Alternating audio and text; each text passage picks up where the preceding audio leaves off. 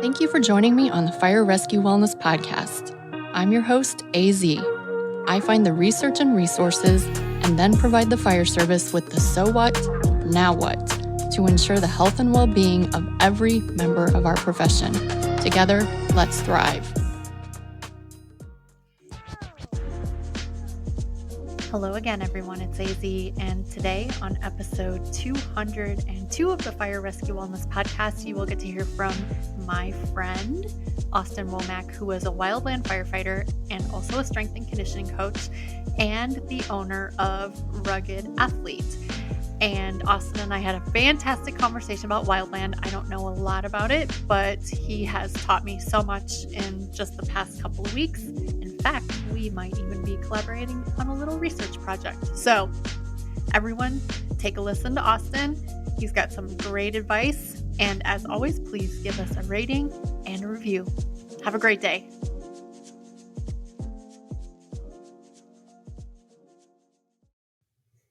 Oh my gosh, listeners. Hi, it's AZ. I'm back with another episode of the Fire Rescue Wellness Podcast, and I'm with my friend Austin. How you doing? I'm good, AZ. How are you? I'm good. I mean, I see you through the camera, but I just saw you live in person 2 weeks ago? Has it been that long? Yeah, I guess, a couple weeks ago now at Yeah, the TSAC conference. at the tactical conference, yes. And you were my final talk that I got to see before I had to go to the airport. So it was a good one. I ended on a good note. So Awesome. you did say you listen to the podcast once in a while, so you know the structure. So I'm going to make you introduce yourself. Who is Austin Womack? Shoot, I feel like that's a deep question. No, I'm just kidding. Man, first of all, husband and a father, a coach, and I'm too many things, to be honest. Firefighter, wildland firefighter, part-time Army officer, washed up Division III athlete. I could keep going, but that's a good enough list. I actually forgot about the Army officer thing. Elaborate on that just a little bit. Yeah, I forget about it too, to be honest, sometimes. But I'm in the Army National Guard, and I do the whole 1 week in a month thing with my unit. I'm in an infantry unit, serving as one of the platoon leaders, and so just through my Army stuff, I've gone through different schools and just training for kind of your basic Army infantry stuff, which is not as exciting as it sounds. I mean, it does sound really exciting. And I usually try to stay on course really well, but I have a feeling we're just going to go all over the place. So forget the second question for a second and talk to me about, because I feel like when you were a strength coach, Austin was a strength coach. That's when you went to that training for the Guard. Is that right? I joined the Army in 2021 and then joined Austin Fire Department in 2022. So Okay. kind of shortly after I got back from basic training, the opportunity with AFD opened up, and I jumped on it and was able to join with them. Listeners, there's a couple funny things about Austin I have to bring to your attention. The first one, he looks like Adam Levine. He is a doppelganger for Adam Levine. And the first time I ever met him, he's like, "Hey, I'm Austin, and I work in Austin." I'm like, "I beg your pardon?" He's like, "Yeah, Austin from Austin. You heard me right." It was very funny. That's I very just funny. I need a few more tattoos. I only have Oh, one, so I got to catch up, and then I'll be really really all in on the Adam Levine thing. I feel like you really could. Have you ever dressed up for Halloween as Adam Levine? No, again, I feel like the tattoo thing just it's a Dude, big it's a big commitment. Amazon has those sleeves they're fake tattoos. You just put them on your arms and you look like you're all tatted up. I'm I I'm gonna talk to your wife about might have this. to Google that after we record and just see what my options are. Not a bad see, idea. see what my options are. Okay, so now we know who you are. My dude, what sets your soul on fire? um, I feel like there's a couple of different ways I could answer this question. Answer But all for the ways.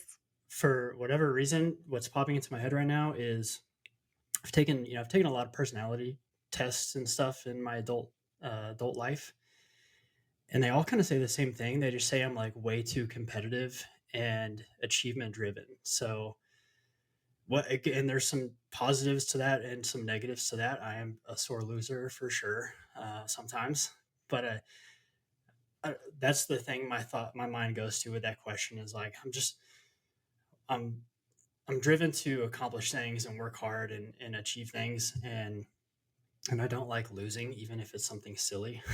But um, I try to look at the positive side of that, and we've been able to. It's part of why I became a washed-up Division III baseball player. It's because I was just really competitive, and that was a goal, a dream of mine, and that same kind of mentality bled over into my professional career with strength and conditioning, and so it's kind of led me to where I am today. So I think there's a lot of positives there. My dude, when you said you took these like assessments, I thought you were gonna bust out with, and guess what? I'm autistic. Or guess what? I have ADHD. I mean, Like that's the rest no, that's the rest of no people we hang diagnosis out yet, but you never know. with. You never know. Okay, maybe to be determined. TBD on that one. All right, and then how are you changing the world? Um, well, I'd like to actually, you know what? I want to answer this question with a story, if you don't mind. I love it. Because I was gonna share the story with you a couple weeks ago in San Antonio, and I'm gonna be honest, I just completely forgot about it, and then I remembered after the fact and was like, shoot, I should have A- shared that with her when I was hanging out with her, ADHD. but yeah, we might have just been diagnosed just right there on the spot. Um, but I did remember, and I wanted to share this story with you because you don't know this, but you were actually a pretty important catalyst in like me starting Rugged Athlete, my company, and kind of just the mission of it. And you have no idea. So I want to share the story. It goes back to the TSAC conference a couple years ago in Vegas. If you remember, after your talk, you there question answer portion, and some guy in the back asked a question about wildland. Do you remember that? I don't. Okay, well, I'll tell you Oh from my wait, did I perspective. say Austin's in the middle of the room and he'll answer that? Did I say that? Yeah, so Okay, I you remember now. so, who I forget what exactly he asked, but something like, "Yeah, your presentation was great. All that stuff is awesome." And he asked, "Is there anything like what you talked about, but for wildland firefighters?" And you were like, "I don't really know a lot about wildland, but my friend Austin is a wildland firefighter. He can answer your question." And he just handed me the microphone, so totally put me on the spot, and Oopsie. I had to think on my feet, and there's a couple of ways I could have like a couple of routes I could have gone, I guess. And what I decided to do, again, just kind of on instinct, was I went the humor route. I made a joke. I don't know if you remember this, but I just I turned around because I was in the front. I turned around and faced the whole crowd, and I just said, "There is none." And then I just handed the mic back to you, which I will say, it got a lot of laughs. So like, it it achieved the goal of trying to be funny. Um, but and it's funny because like it is for the most part true. Like a lot of that stuff just doesn't really exist in the wildland side of the fire service yet. But what was interesting and what I wanted to share with you was right after I handed you the mic back and sat down, I had like this feeling of regret, like kind of like wash over me, and it was weird. It was like I just instantly kind of recognized like I had this opportunity to actually share like the few people that are doing some cool stuff in wildland, like some of my friends who are now coworkers with Cal Fire, or some people I know in the Forest Service, or some people doing some awesome research. And I had a chance to like share those people and talk about what they're doing, and I went the funny route instead. And so actually that feeling didn't leave. And so right when the Q&A portion ended, I turned around and I went to go try to find that guy because I wanted to actually answer his question and give him a good answer. But I got intercepted by a couple people as I was walking back there. And so, I had a couple of conversations start. And then once those conversations ended, I still was like on a mission to find this guy. And so I ended up searching, like walking up and down the hallways in the conference center, trying to find this guy, and I couldn't find him. And it was just like, it was eating at me. And then all the way until I got back home, like I felt like an opportunity slipped through my fingers. And that just really is what started the snowball effect of like me looking at, the wildfire profession from my perspective, being in it, and looking at my background as a strength and conditioning coach and just everything that I've been doing. And I mean, I knew the gap that existed in wildland just from like being in it and seeing it firsthand with, like I said, my background. And I was just like, all right, if someone is going to fill this gap, why not me? Like I don't know of anyone better to do it. And so it's kind of like the trigger, I guess, of kind of what started me down the path of what is now Rugged Athlete, which is now, been able to do some really cool stuff, like speak at the conference a couple weeks ago. So, yeah, you had no idea, but yeah, you're actually an important role in all this cool stuff that's going on. I love that story. So much to unpack. First of all, dude in the back row, if you're listening, reach out to Austin. His contact information will be in the show notes. That's number one. Number two, just as like a side story, the tactical coaches, there's like the police, and then there's the fire, and then there's the military, and they're all great. They really are. But I feel like the tactical coaches in fire, like, really show up for each other. Like at that conference in Vegas, it was you, Megan, Vanessa, Sebastian, Taylor, I can't even, my friend Andy from Illinois, like all in the front part of the row. And then at your talk, I was with Vanessa, and Yeah. Taylor was in front of us and whatever. So that's just cool. Fire coaches show up for each other. So thank you for sharing that story. I'm Yeah. so excited. Oh my gosh. And it's so true. The support of our small little community is really special. It's really cool to be a part of. Yeah, it's amazing because, again, it's always great when the room is packed at a talk. It's kind of cool. But when the room isn't packed and your people still show up for you, it's just the best feeling in the world. I Yeah. love it. Yeah. Okay. So So, did that answer your question? yeah, that's cool. That's a best answer I've ever heard. Also, I have a side question. I accidentally started, and I made it through half of an episode of this Wildland Firefighting TV show. I think it's on Netflix, Wild Country or something like that. So Fire bad. country. So bad. Have you seen any of the episodes? Um, I made it through most of the first episode, and I couldn't finish it though. It was just too cheesy, too unrealistic. Um, I just couldn't do it. But So I will lame. say this, like I've heard other people say like they actually learned a lot about fire from that show specifically. Like they didn't know anything about it, and like that at least it kind of it got their eyes on the profession and taught them more about the job as much as they probably got taught the wrong stuff. At least like they were like trying to understand what the job is and what wildland firefighters do. So I can critique the show all day, but I'm trying to, there's some positive in there. And I guess, well, that's the only positive, but it's, it's not all negative, I guess. To be fair, it was probably the early 2000s. So it was well before, well, at least 4 years before I started my fire career. I was on a flight one day going somewhere for something, and all these like smoky smelling dudes in these yellow shirts were on my flight. And finally, one was sitting by me and like, dude, what's the deal? What is going on? He's like, oh, we're hot shots. And I'm like, what the hell's a hot shot? It was kind of cool because I had no idea that wildland firefighting existed. So I guess awareness is key. Yeah. It's funny you said they smell bad.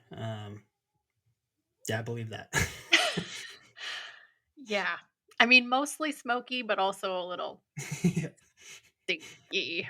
Oh, that's so funny. All right. So, in order to keep us on track, because otherwise we're just going to screw around for whatever 45 minutes, I have pulled up your slides from the tactical conference. Now, another shout out to the tactical conference, the NSCA. They put everyone's slides on a little app and you get access to them for a year. It's fantastic. But the first thing that you talked about, my dude, physical demands of the job. Let's unpack it. Let's go. Yeah, I mean, I when I was putting together that talk, I wanted to make sure I painted a good picture of what the physical demands are because I so many people just don't understand or they just don't know. And I had no idea until I actually literally got on a fire myself and physically experienced it firsthand. Because like you can watch documentaries and movies and you can watch YouTube videos. You can't really understand it until you feel it. And so I wanted to at least like share, some stories from like things that I experienced on the fire line, but also some of the really good research that has come out through University of Montana, through the Forest Service. Like they have some exercise physiologists and people that have put out some really really good stuff that show kind of the quantitative demands that we're looking at because it is such a unique uh, profession. We especially if we look at like the military and we look at the structure fire side of things. There's a lot of similarities, but it has so many unique aspects. Probably first and foremost, just like the hiking and the amount of time you're going up and down steep positive grades and the load carriage aspect, wearing a 40 to 60 pound pack for 12 straight hours.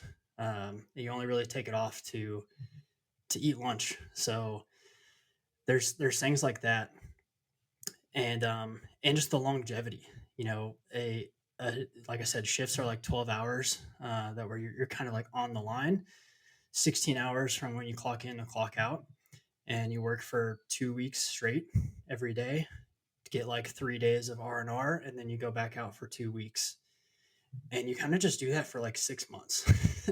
And so um, just the longevity aspect is huge, and trying to manage your body throughout the entire season is a challenge for sure. So there's a lot of things if we want to get into specifics we can talk about, but yeah, it's the main point there is it's unique for sure, and the demands are high. For sure. And so one of the points that you made was they're basically endurance athletes, where when I look at a structural firefighter, I'm like, I need a decathlete. So tell me about the avatar of someone who would be kind of like your ideal wildland firefighter. Yeah, definitely. Well, I think there's two really good examples of that, and I talked about this in my presentation. The first one is came from an article that came out a couple years ago. It was published by Trail Runner Mag, and it was these ultra marathon race directors and runners were noticing this like huge influx in wildland firefighters and hotshots, getting into ultra running in these long races like in their off season. And so they were trying to figure out like why is this? Why are all these smelly homeless looking people getting into our races? And so they interviewed a handful of hotshots, and they all kind of said the exact same thing. They said, ultra marathons are just basically suffering for hours, if not days, with weird food, mental exhaustion, like all this stuff that is basically just a normal day as a wildland firefighter. Like that's just the job. And so the carryover is so close that there's not a lot of like specific training that needs to go into running an ultra other than just putting the miles in. And so just the correlation between like a fire season and training for an ultra, there's a lot of correlation there. And then the other example that I like to quote this one all the time because it's one of my favorite studies out of University of Montana, and Dr. Brent Ruby. He studied the energy expenditure of wildland firefighters. And the thing that was unique about this study is they used the same methods and technology that were done previously on Tour de France cyclists. What they found was, on average, like average shift, a wildland firefighter will burn 4 to 5,000 calories, but it's not uncommon for that number to exceed 6,000 calories plus, which is 6,000 is kind of where the average Tour de France cyclist is, like per day on the 22-day Tour de France. And like that stood out to me because when you think of Tour de France, you think of, I mean, it's like the Quads. most I think of elite, quads. yeah, huge quads, massive quads, and just like elite endurance for 22 days. I mean, it's like that's such a long race. And so the point was like wildland firefighting can be on that same level. Obviously not every single day, but it definitely can be.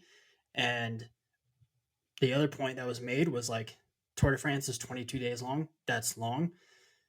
A fire assignment is 14 days, but it can also get extended out to 21.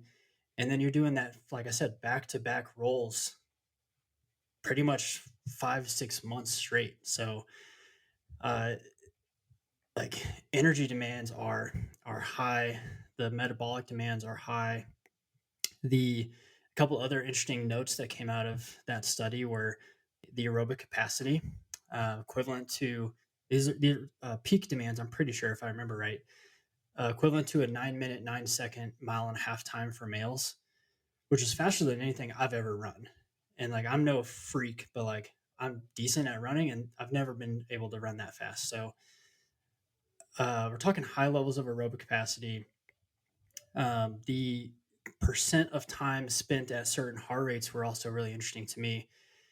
The If you look at like the 140 to 160 heart rate range, which is for most people zone 2, zone 3, um, on an average shift, a wildland firefighter will spend like almost 90 minutes in that range.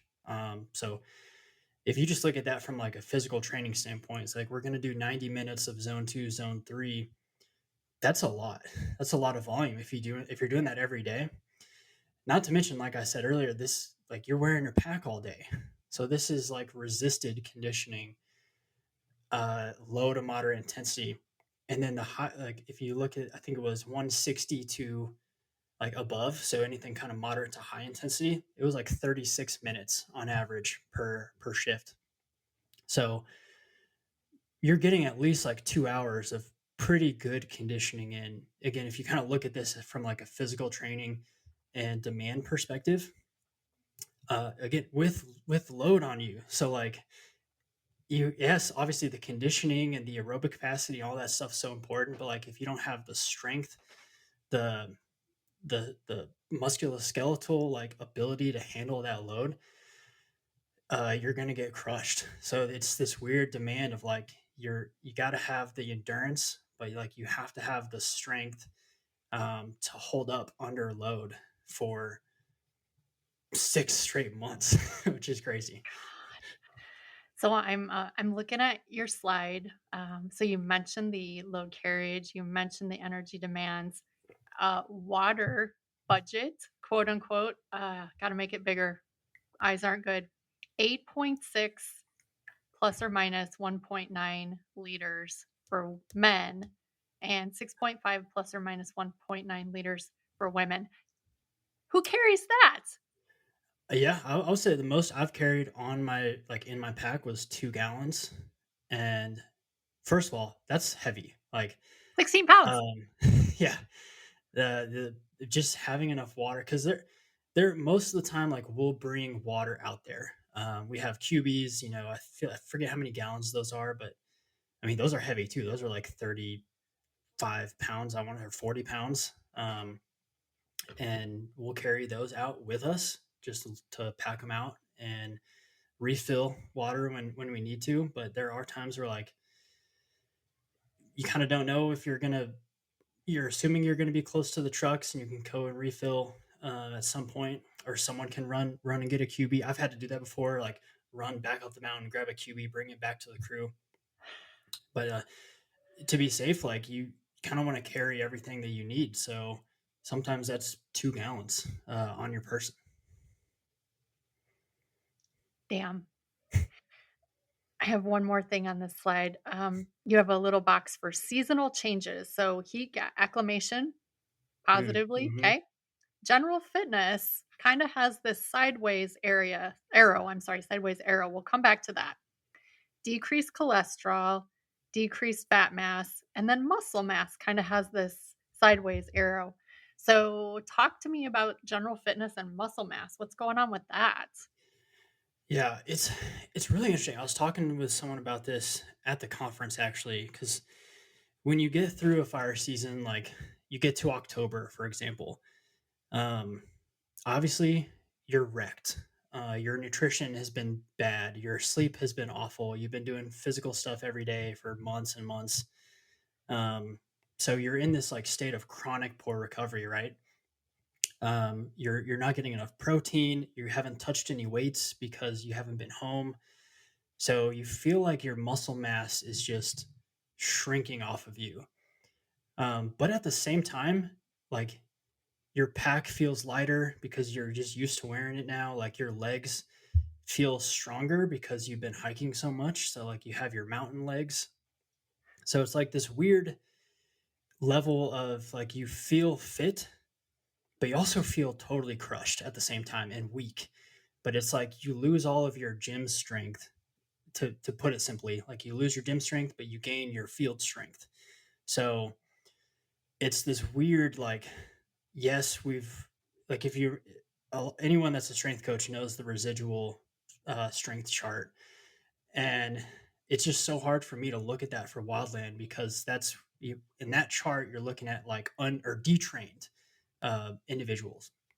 We're not detrained. We're doing physical stuff every day. So it's just, but it's this weird balance of not getting enough protein and then not lifting weights. So not getting any solid resistance training in, but still getting in like high levels of muscular endurance, especially with like I said, uphill hiking and in the load carriage aspect.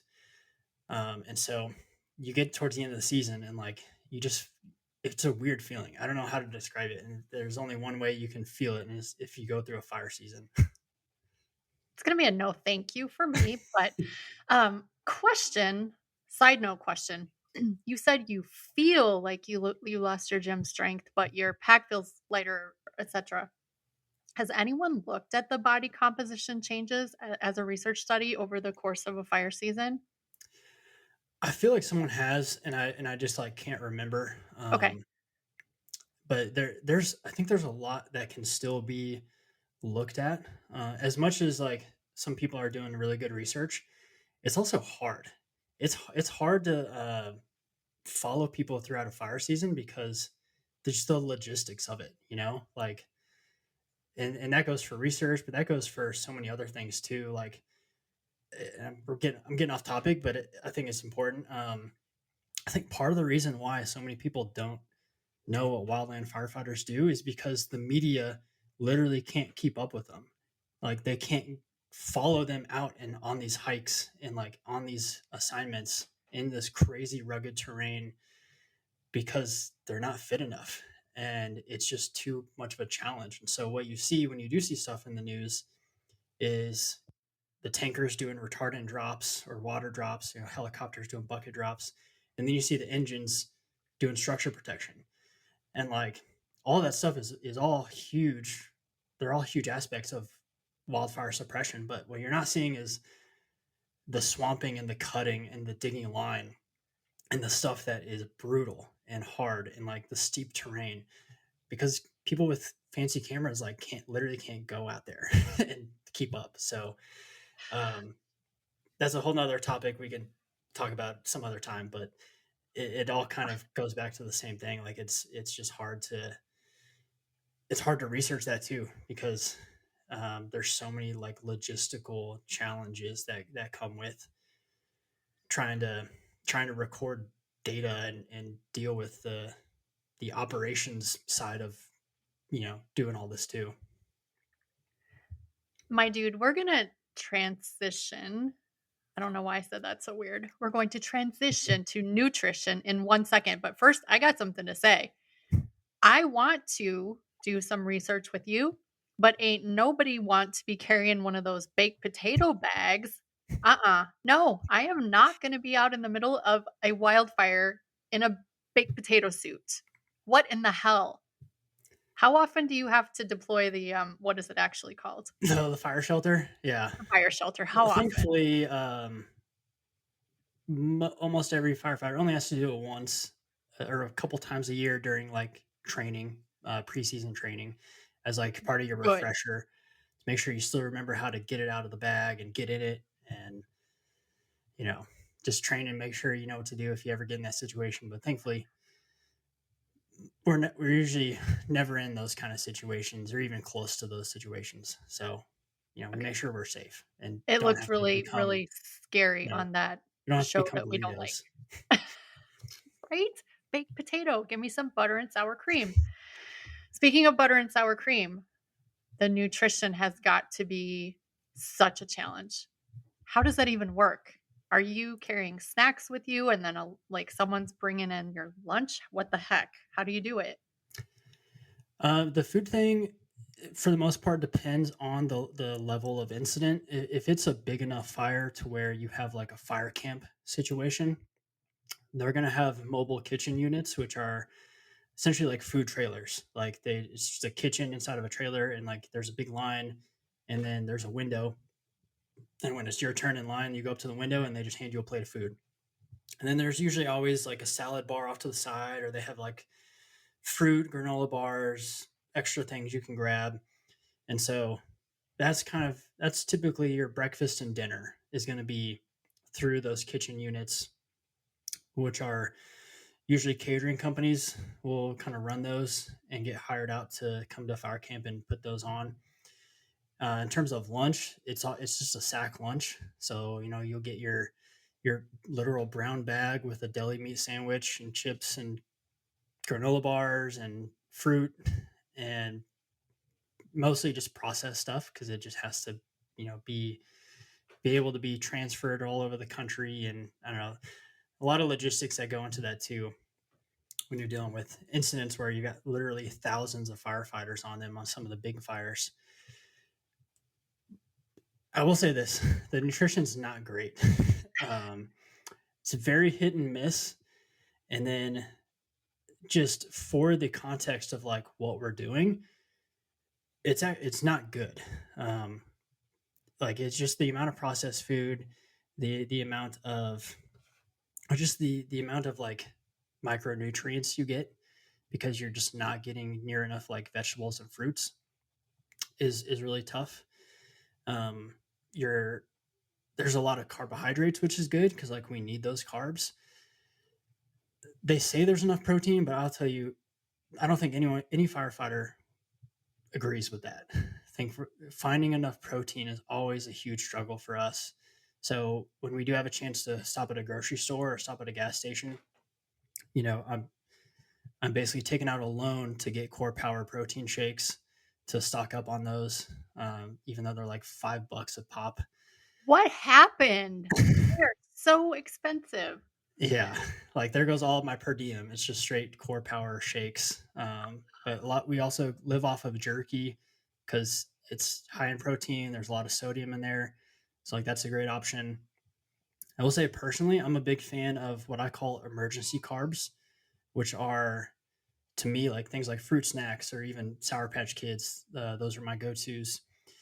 As like when I've been doing a lot and I'm just like dying and I need energy, I just pop a couple things of fruit snacks or a couple handfuls of Sour Patch Kids, and like I just need like sugar and carbs, and like it's an emergency.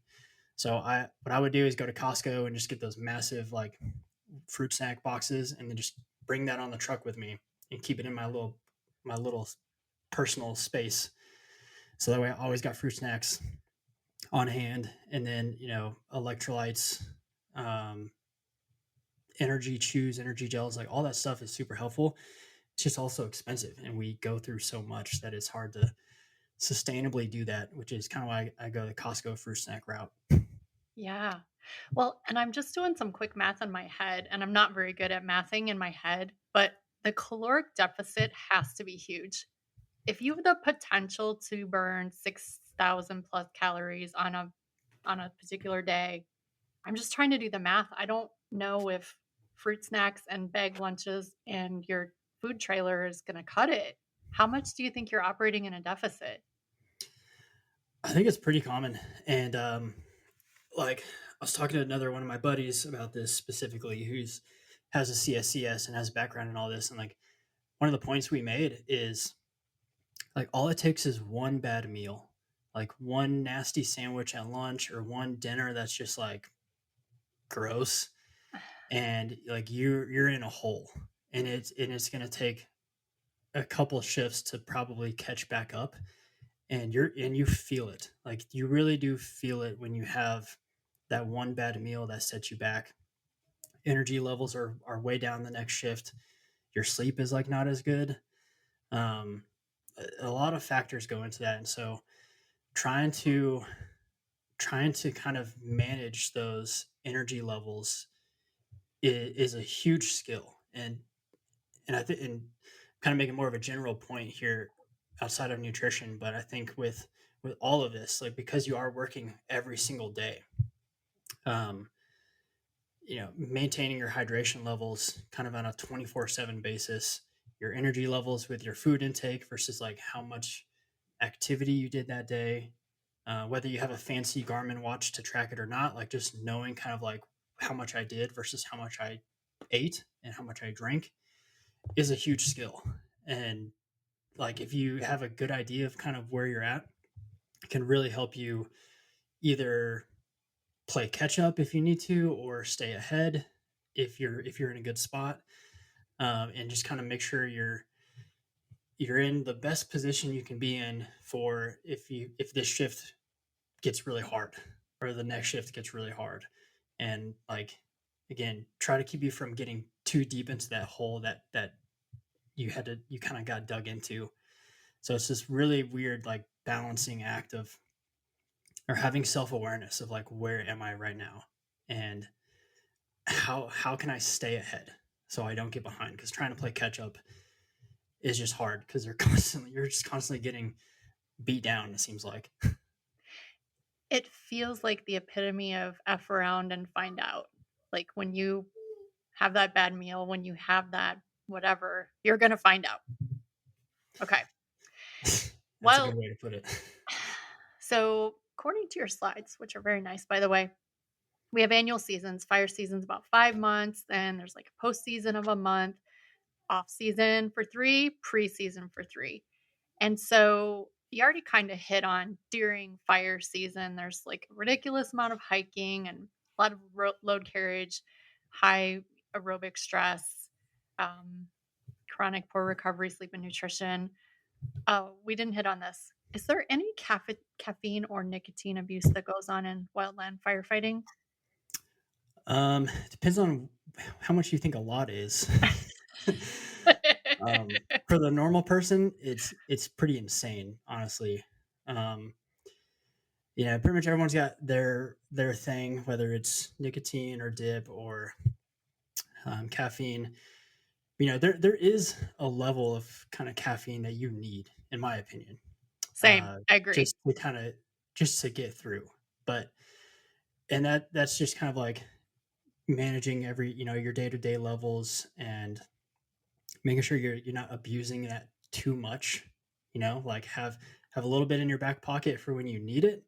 You need that little extra 50 to 100 milligrams of caffeine, but it can be easy to abuse it, especially if you get your put on night shift or something. I've had a few night shift fires where shift starts at 6 p.m. and ends at 6 a.m., and that's rough.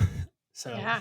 like there are situations where like you do need something to help you get through, but then it's that much more important at the end of the season to like get back to normal and actually try to, and not just like continue that same intake when you're not fighting fires anymore. You don't need 500 plus milligrams of caffeine. So as long as you know how to kind of regulate, that's the most important thing. To be fair, I always say I will take a caffeinated firefighter over an uncaffeinated one any day. They work harder, they work longer, they work better, and they're not such an asshole. So, caffeine up, boys and girls. Okay. I have a good story about that if we don't Yeah, mind. I do want to hear it. And look, this is gonna be controversial for some people, I'm sure. But on my first crew that I was on back in 2019, we had a thing called scoops, and what it was everyone kind of had the pre-workout powder in their pack, and someone would just be like, someone would just yell out scoops, and that was kind of like the sign, like the Batman sign to like, all right, everyone, let's get your scoops out and take a dry scoop of pre-workout, and then just get after it.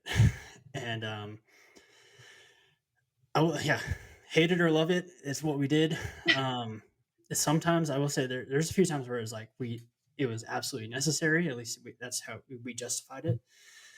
Um, and I personally I try to not to get too crazy with it. Like I know my limits. I know like what this is going to do to me.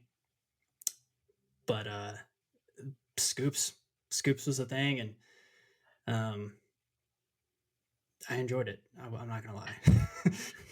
Homegirl doesn't dry scoop anything, not creatine, not pre workout, not anything. Blech, gross. All right. I want to, what's that song? I want to get to the good part, but I want to have you kind of transition into sort of the postseason, off season, so that then we can get into that preseason training that you talked about so eloquently at the conference.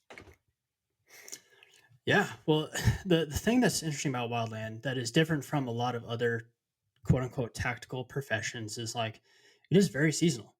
Uh, these other jobs, like you kind of have to like stay ready all the time because you're working every week. But for us, it's different. Like we obviously do the fire season, which is typically 6 months, and then I I really try to emphasize a postseason, which a lot of people don't. I think a lot of people in this profession they get done with fire season or whatever, and then they just like shut down. They just don't do anything for like 2, 3, maybe even 4 weeks because they just did something every day for 6 months. So like I can see the justification in that.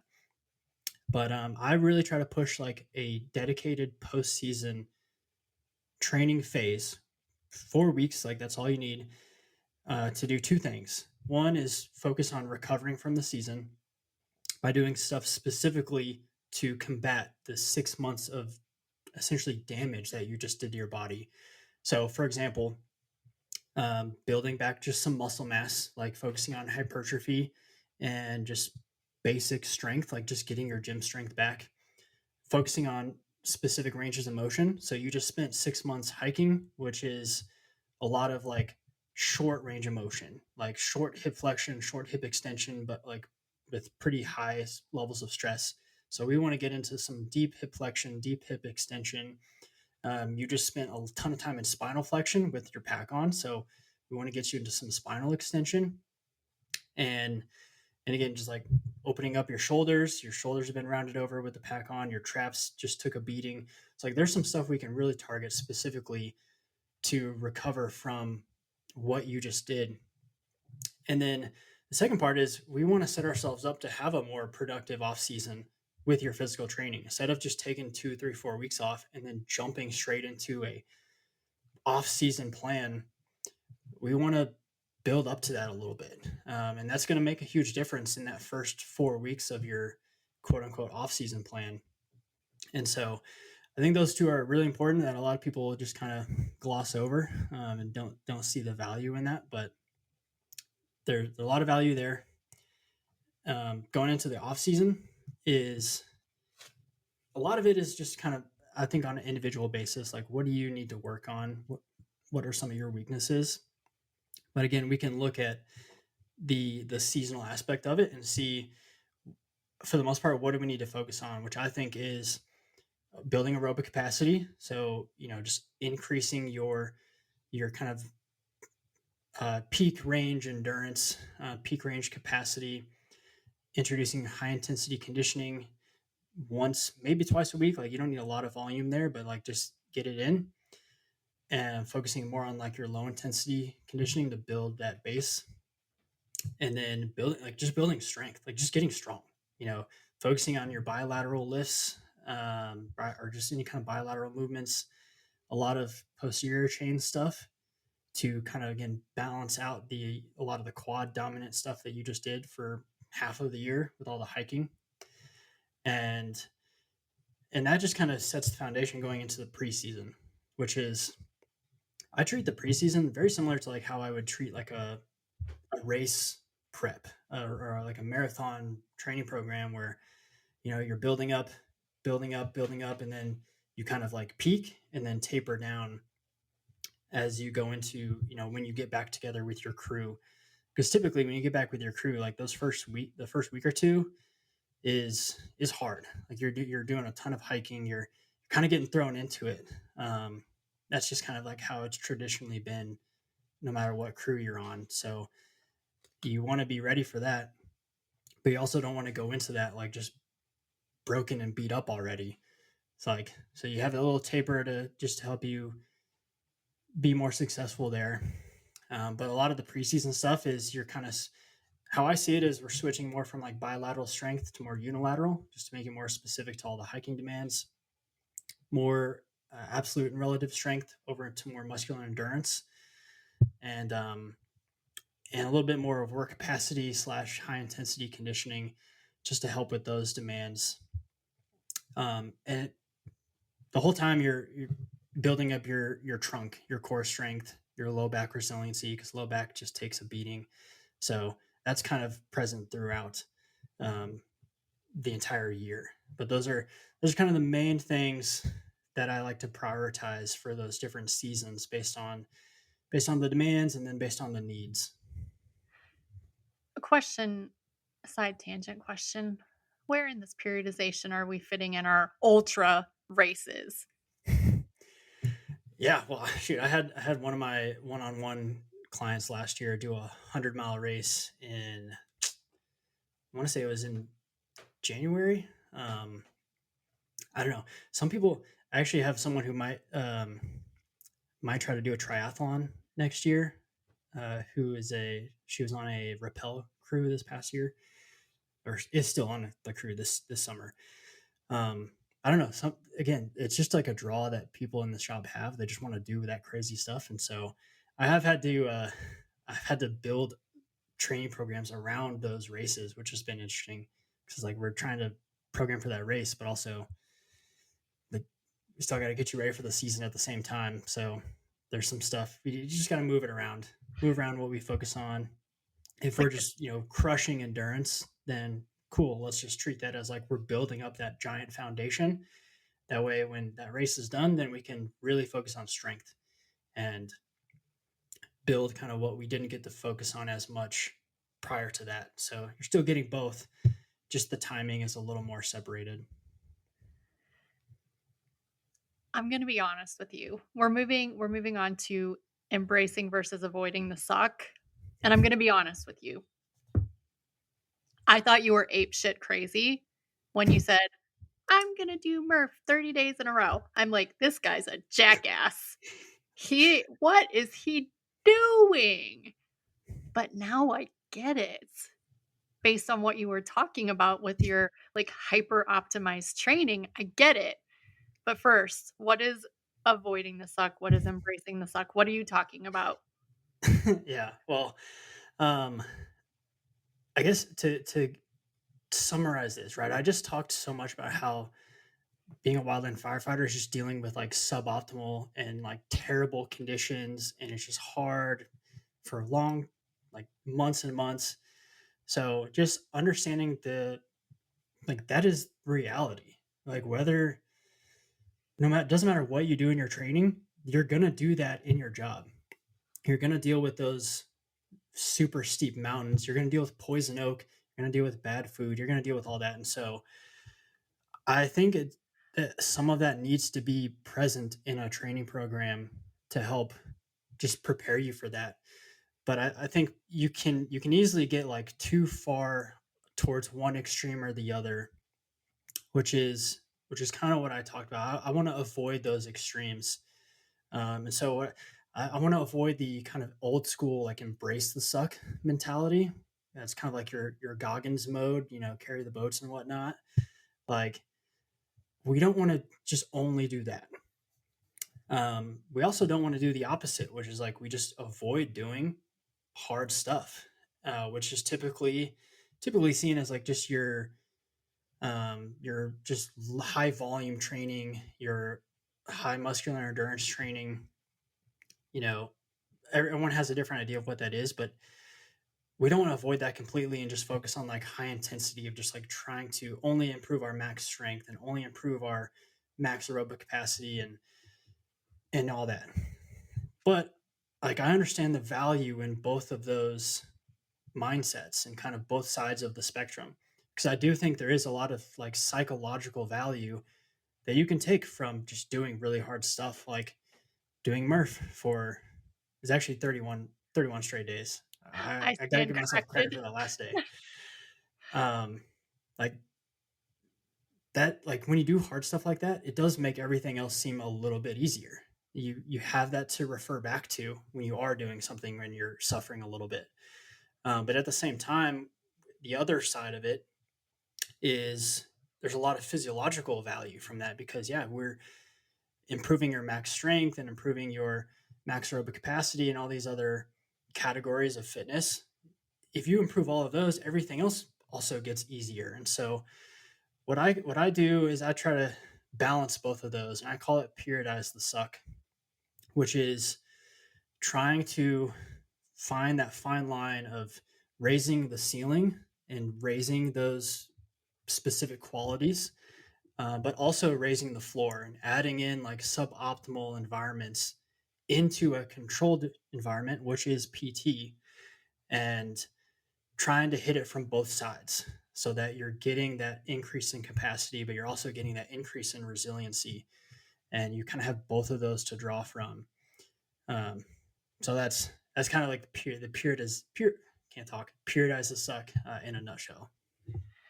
And that's when I sat up. I mean, I was already sitting up straight in my chair, but I sat up in my chair and I took my bony ass elbow and I hit Vanessa and I'm like, oh, raise the ceiling, raise the floor. Like, I think conceptually I've probably thought about it before, but maybe not deep enough. And so, what does, okay, I'm going to be honest. I'm 54 years old. I was used to having my lovely climate controlled gym in my basement. It was warm, it was cool, it was everything I wanted. And now my gym is in my nasty ass garage and it's hot as you know what in Oklahoma and Oh yeah, everything's dirty and there's spider webs and I hate it. I do not want to embrace that suck. it's I don't. uncomfortable. Right. But I'm also not a wildland firefighter. So talk to me about, because Austin, we learned this in physiology. There's an order where we're supposed to do shit. We warm up and then we do power and speed. And then we do like resistance training. And then at the end, we would do conditioning, then stretching. Like there's an acceptable order. Right. And you just took that order and you threw it, like you shook it up in a Tupperware bowl and you took off the lid and you spewed it all over the kitchen. What's that all about? Tell me more. Yeah.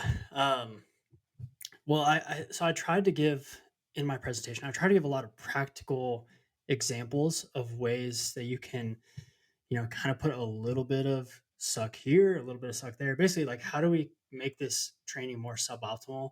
Like not go like overboard crazy with it. Which I want to say, even in some of my more extreme examples, like doing Murph for 31 straight days, I didn't just show up and be like, I'm gonna do Murph every day this month. Like No, you were talking about it for a while. I think I spent like 6 months, or not, wow, not 6 months, 6 weeks specifically training for that. Like I spent longer training for it than I did actually doing it.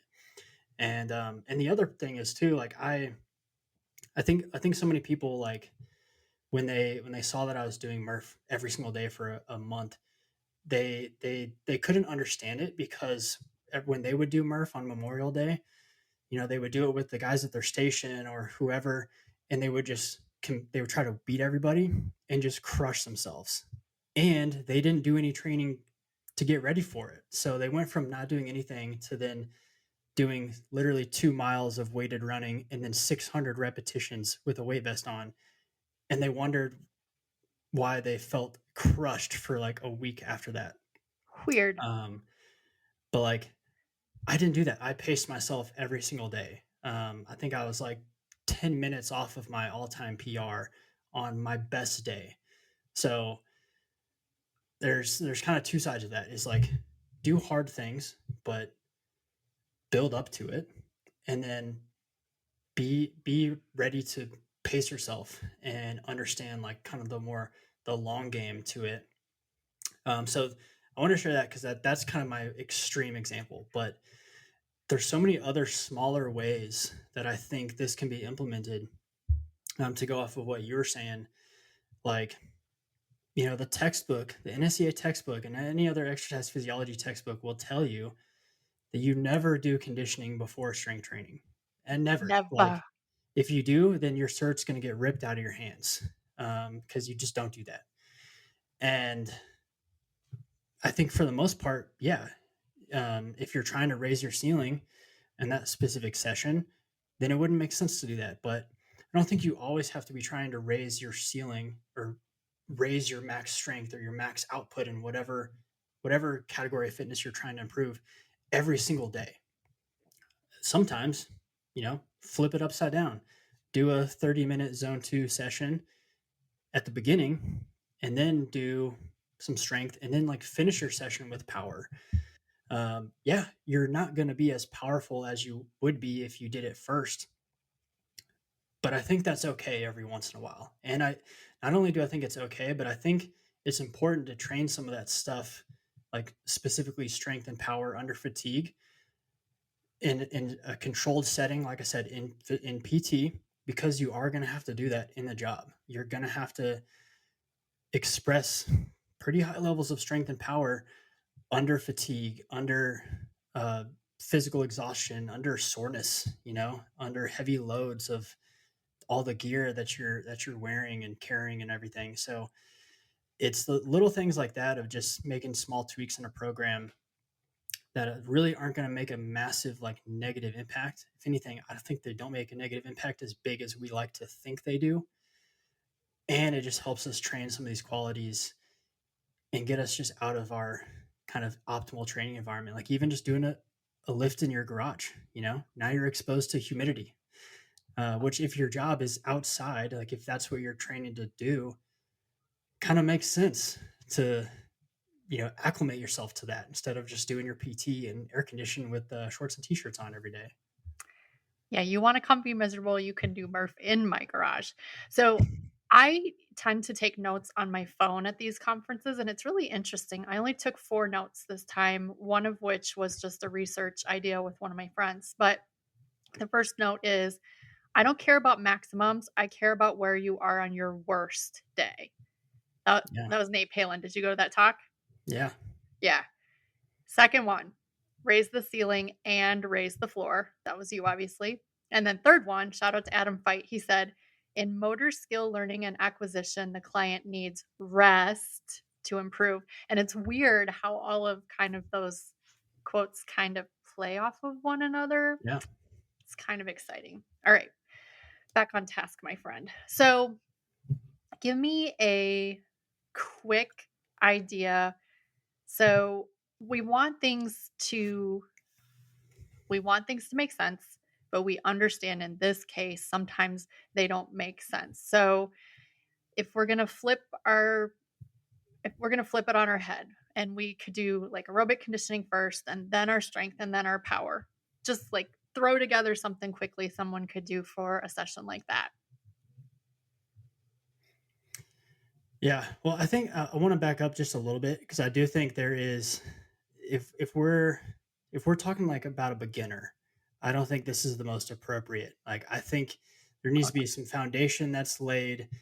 Like you're not even strong or super fit. Just baseline. So like we need to build the foundation first, and then we can start to play around with some of these more advanced method. I don't want to say advanced because they're not like crazy, but like just different ways to train people. And one of the examples that I gave too, that one, honestly one of my favorites is doing something like farmers carries or any kind of like grip intensive work before an exercise like deadlifts. Because Oh, if you're anyone evil. any anyone that is a strength and conditioning coach or has a background in like powerlifting or Olympic weightlifting or something, like if they hear that, they're going to immediately disregard everything I say because they're going to think I'm stupid. And I get it because I when I was learning how to deadlift from powerlifters, like I thought the same thing. The whole point of deadlifting is to like lift as much as you can, right? So why would you want to crush your forearms and make your limiting factor more limiting? It just doesn't make sense. But where I think periodize the suck can come in is like understanding, does deadlift, every time we deadlift, does it need to be for like max effort? And the answer is no, it really doesn't need to be. To be honest, I'm more interested in seeing like how can you handle such a basic exercise like a deadlift, where it's just a hinge, you're just picking something off the ground, you're putting it right back down. How do you handle that movement pattern when your limiting factor is limited, when your grip is shot? Like, can you still maintain the same tension throughout your core and the same like perfect hinge where you're going from hip flexion to extension? Like all these are such like basic simple movement patterns that I think there's a little bit of wiggle room that we can play with to just make them just challenge the movement in different ways. Another example I gave using deadlift was just throwing in some cardio respiratory stress as like a superset with deadlifts. You know, because again, powerlifting background, like you're going to rest 5 minutes between working sets because you got to rest. Otherwise, you're not going to lift as much. And yeah, that is true. Like so much research backs that up. But again, I don't always need to see if you can lift like the most weight.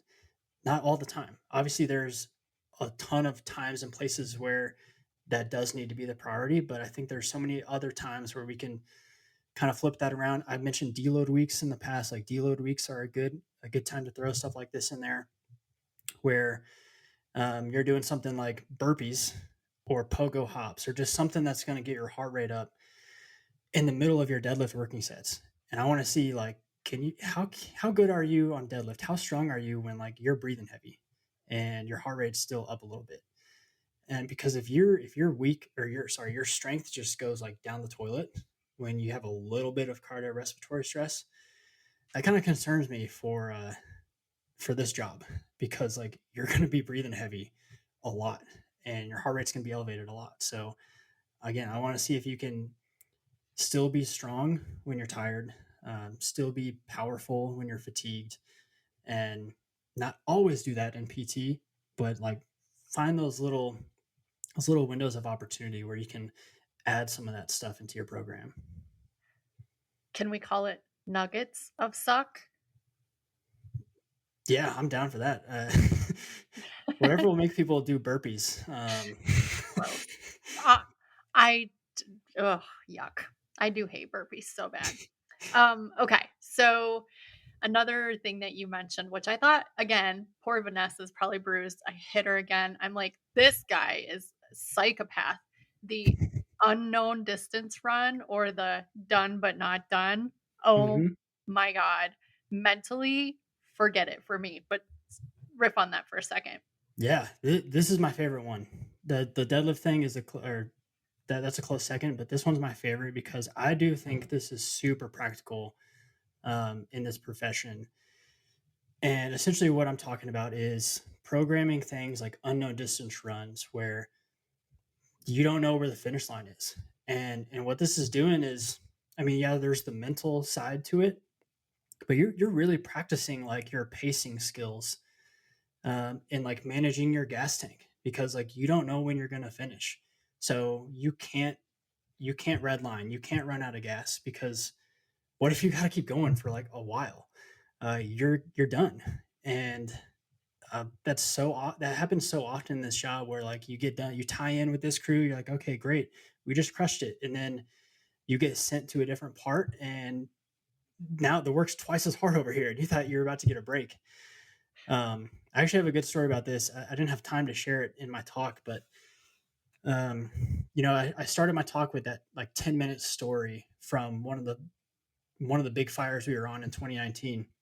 Is the first shift where the fire blew up. What I didn't tell was the second shift, which was worse, to be honest. Like we did a full like 12-hour shift of going direct, digging line all day, and we knew, typically like night shift would come in at 6 p.m. So it was like 5:30. We're hiking back down to our trucks, and my squad leader, first of all, we were in a great mood because we were like, we just crushed another day. Done. We're done. Everyone's making jokes. Everyone's happy. We're putting our stuff back in the truck, having a good time. Our squad leader comes up. He's like, "Hey, put your headlamps on." And we just ignored him. We were like, "Dude, you're Not done. yeah, that's a funny joke that you just pulled on us, but like, you're not going to get us with that."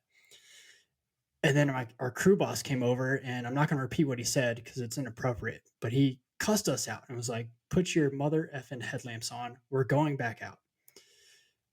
And so we're like, "Oh, okay." And then we went back out and we did more hard work until 2 a.m, swamping poison oak, like the biggest poison oak trees I've ever seen in my life. I got poison oak head to toe for over 2 weeks after that. And that was eye opening for me. I was like, I can never think I'm done ever again, because the worst part of my shift might be right after this.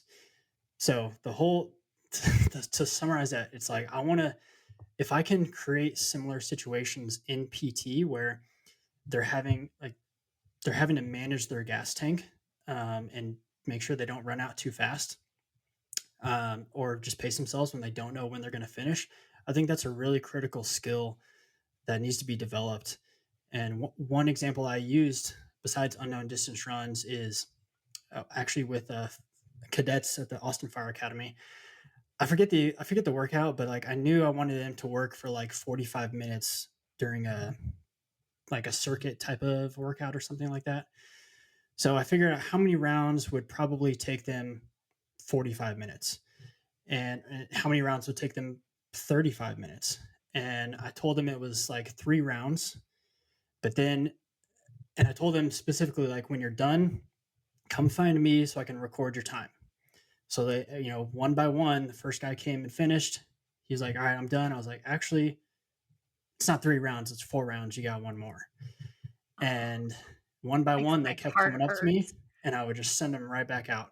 And it was so interesting seeing the difference in some individuals. Some individuals just didn't even say anything. They just put their head down and they just did another round. And then some people, it looked like you just crushed their soul. Like, Yeah. because you could tell, like, I'm almost done. I'm going to push hard to the end, try to get the best time. And then they're like, "Oh, I have to do a whole nother round." And just the mental, like, having to flip that switch, I think is really important. And just, again, okay, now if your gas tank is empty, like, how are you going to respond to do the task that you need to do? I think it's a critical skill.